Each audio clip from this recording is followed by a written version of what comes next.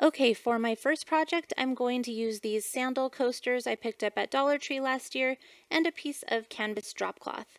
I cut the cloth down to, I think, 12.5 inches wide by 20 inches long, and I used some iron-on stitch from Walmart to sew the edges because I was too lazy to get out my sewing machine.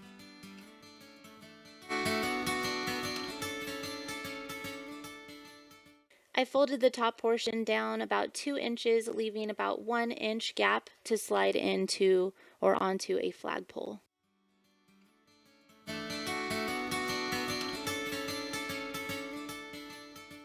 I used my Cricut to make this cute design, and I cut it onto some heat transfer vinyl that I had. I usually get my heat transfer vinyl from Michael's and use a coupon.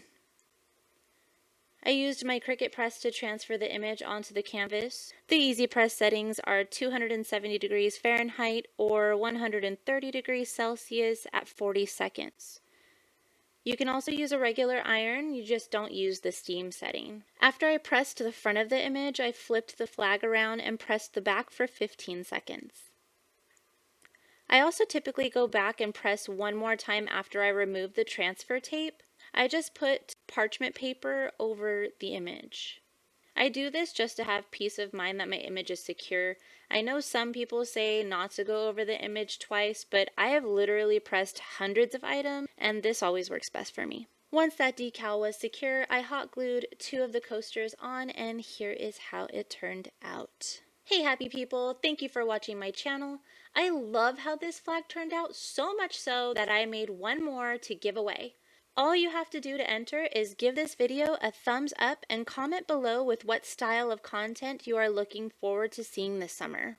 That really helps me out to know what you want to see, and you might win something. If you're interested in purchasing the decal, you may visit my Etsy shop. The link is in the description box below. Good luck!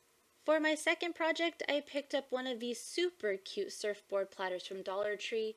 I wet sanded the image because I thought it was super shiny, but truthfully I'm not really sure if it really helped anything. I spray painted the surfboard with a rustoleum spray paint in a white matte color, and then I used my Cricut to cut out this decal onto some stencil vinyl.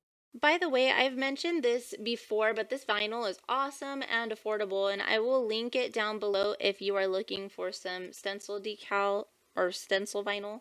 I placed the decal over the surfboard, cut the sides off because I only need the stripes, and then I spray painted it with the Rustoleum brand spray paint in the color French Blue.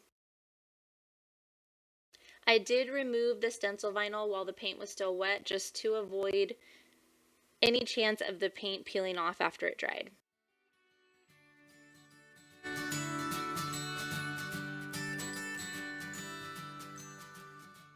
I cut a couple more decals with my Cricut, one on regular black vinyl and then one on some clear stencil vinyl.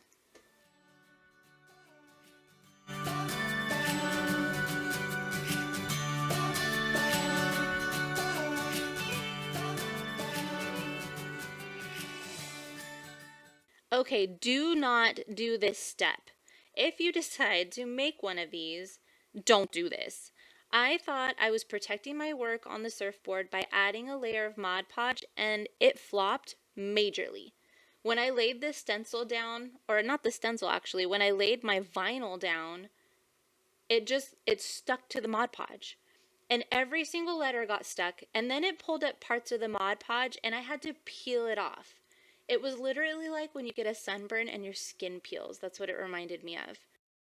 It may have done that because I only allowed it to dry for maybe 45 minutes to an hour, but I kind of thought that that was long enough, and maybe I was being impatient, but I really thought that an hour was a long time to dry for Mod Podge. So I don't actually know if it would have turned out any better had I had left it overnight to dry, but who wants to wait overnight for this?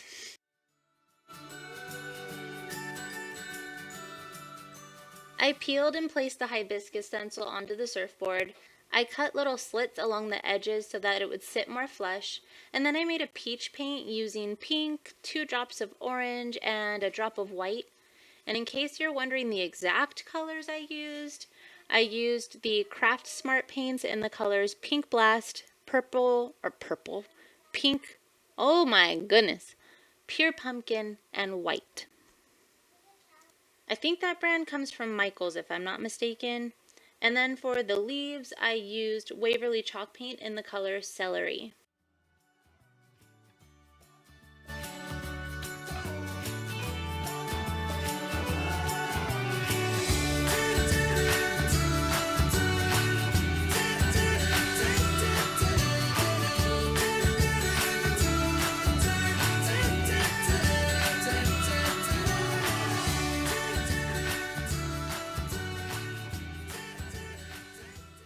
When I was done stenciling the flower, I did peel off the main pieces of the stencil while the paint was still wet. And then I filled the center of the flower with a combo of hot pink paint and yellow.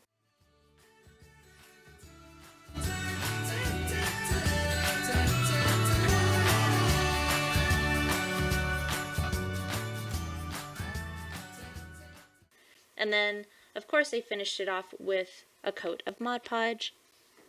And this is how it turned out.